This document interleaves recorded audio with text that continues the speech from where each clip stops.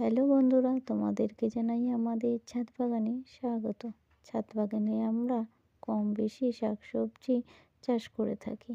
আর সেই এখন যেহেতু শীতকাল, সেহেতু আমরা কিছুটা বিট গাছও লাগিয়েছিলাম। তো বিট গাছেতে এখন বিট হয়েছে বেশ, সেটা দেখার জন্যই মা একটা আজ বিট তুলে নিয়েছে। ভিডিওটা একটু ভুলভাল হওয়াতে তোমাদের কাছে আগে থেকে ক্ষমা চেয়ে নিচ্ছি। ফোনটা একটু উলটপালট করে ধরাতে ভিডিওটা একটু খারাপ হয়ে গেছে, তাই তোমাদেরকে সরি বলছি। তো আমাদের ছাদ বাগানের ভিডিও তোমাদের কেমন লাগে কমেন্ট করে জানিও।